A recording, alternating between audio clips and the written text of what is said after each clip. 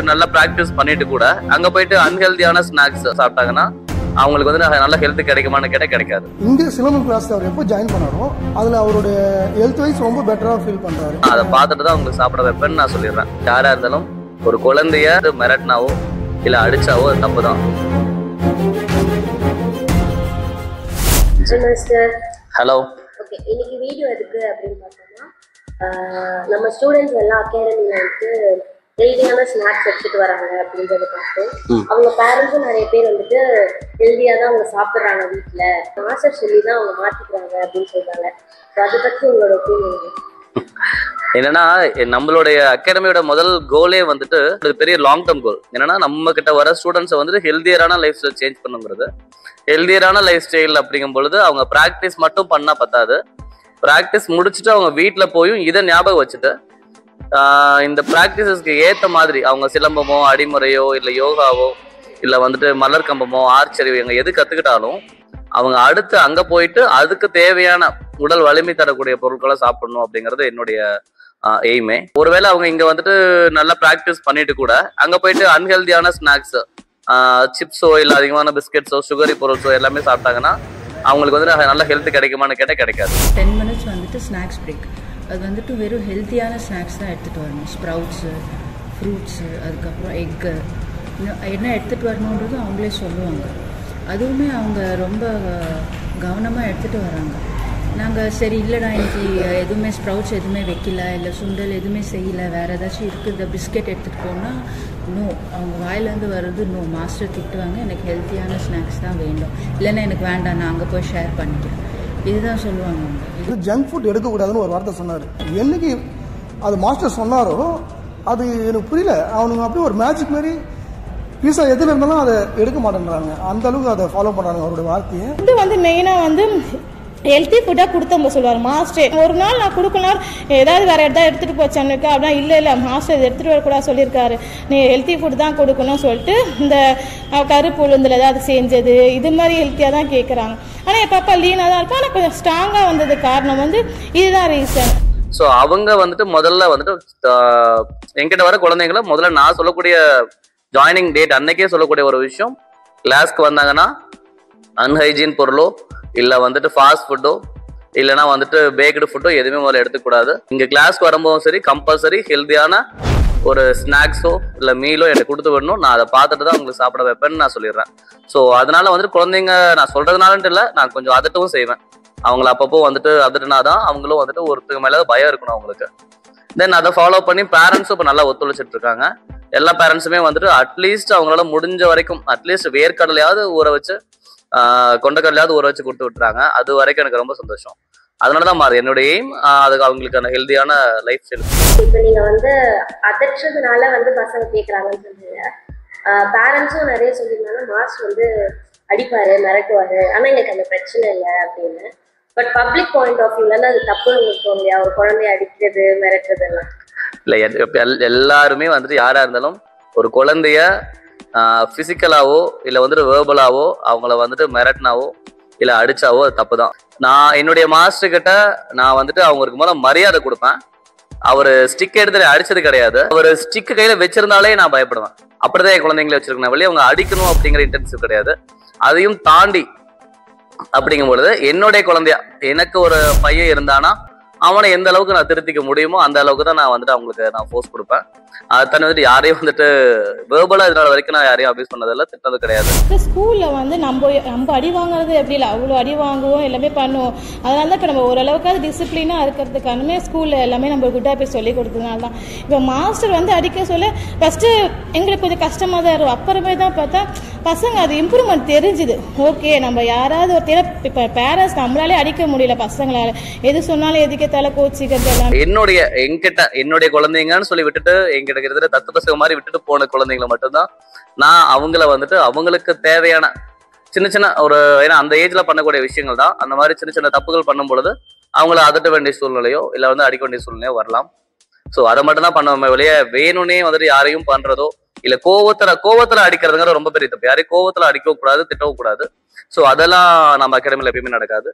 But அந்த குழந்தைங்களுக்கு ஸ்கூல்ல கம்பல்சரி வந்து அடிக்க மாட்டாங்க, மிரட்ட மாட்டாங்க. வீட்டில் அவங்க செல்லம் கொடுத்து கெடுத்துடுறாங்க. சொசைட்டில அவங்களுக்கு யாருக்கு எப்படி மரியாதை கொடுக்கணும்னு முக்கால்வாசி குழந்தைங்களுக்கு தெரியல. ஆனா நம்ம கிட்ட இருக்க குழந்தைங்கள நீங்களே பாத்தீங்கன்னா தெரியும் அவங்க எந்த அளவுக்கு வந்து டிசிப்ளினாவும் அட் த மீன் டைம் அவங்க வந்துட்டு எந்த அளவுக்கு ஆக்டிவாவும் இருக்காங்கன்ட்டு. அதுக்கு ஒன் ஆஃப் தி ரீசன் என் மேல இருக்கக்கூடிய பயம் கலந்த மரியாதை. அதுக்கு நான் எப்பயுமே அவங்க கூட ஸ்ட்ரிக்டா இருந்தா ஆகணும்.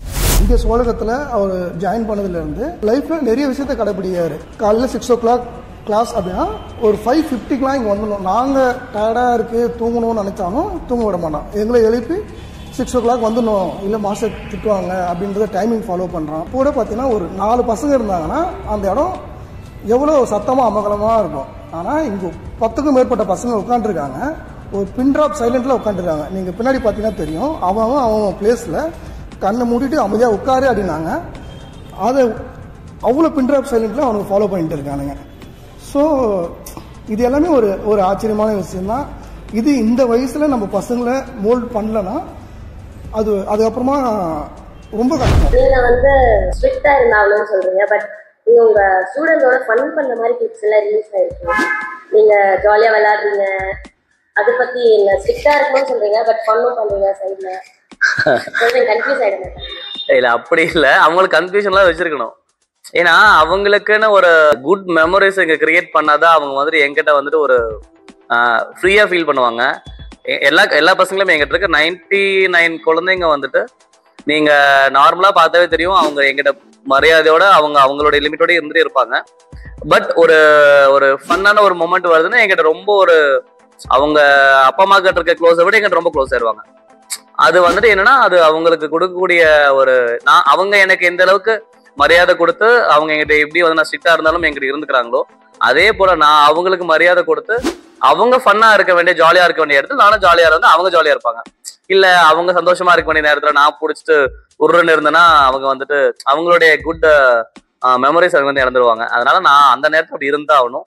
இதனால என்னுடைய ஹேபிட்டும் அதுதான். நான் யார்கிட்டையும் வந்துட்டு எடுத்ததுமே ஸ்ட்ரிக்டாவோ இல்லை ஜாலியாவோ இருக்க மாட்டேன். அவங்களுக்கு என்னென்ன வேணுமோ அதை கொடுப்பேன்.